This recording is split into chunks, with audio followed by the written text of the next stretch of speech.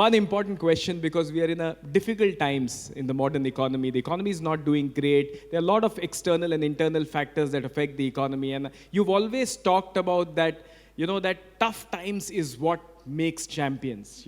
And you mentioned an amazing theory that during the tough times, how much time you spend out of the comfort zone and you dip into your reservoir of strength and determination is what makes you go above the rest. I would want you to share with all of us that when you are going through these difficult times, what should your mindset be to overcome these challenges? We had to make adjustments, and in any profession, I think adaptability and acceptability is important. Without that, you cannot make progress. If you are going to be rigid and say that मैं ऐसा ही हूँ, that doesn't work. You need to have that adaptability. And I was actually, this was when I had my tennis elbow surgery. And the doctors had told me that it will take about 4.5 months for you to get back in action. But I was really, really impatient. And after 3 months, I started batting. In spite of physios telling me that, you should not go out right now, and you should practice after 3 weeks and build it up gradually.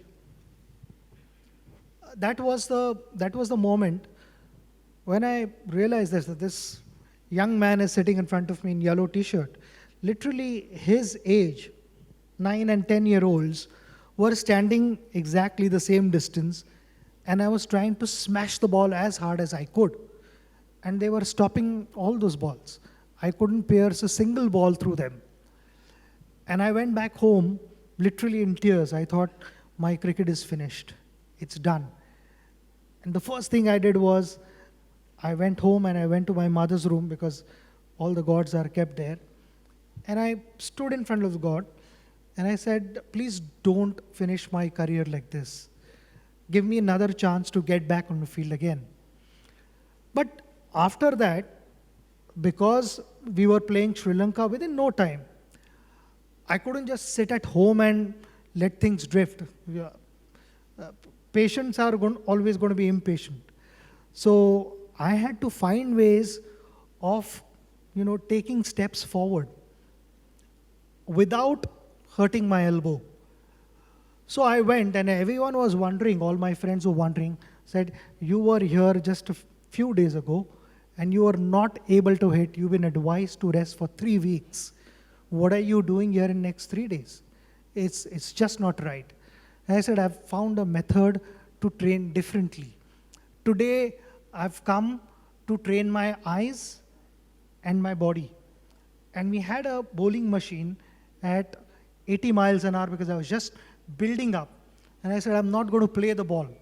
So there is no impact on my elbow, but I'm going to stand there and train my eyes and my mind to react to that pace.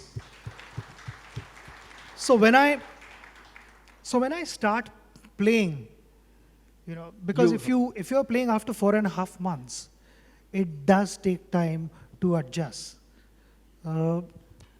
I realized that, just training my eyes and my brain to react to that speed, I would be 5 steps ahead in my preparation, and then I would not be, trying to squeeze in those extra sessions again, which would put a lot of pressure on my elbow because, we talk about hard work, but it's not just about hard work.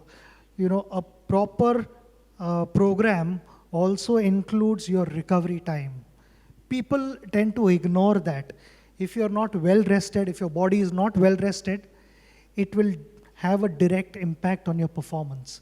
So I feel, again, in everyone's profession, not just sportsmen, but I think everyone's profession, if there is not enough recovery time, your brain is never going to function at that optimum level.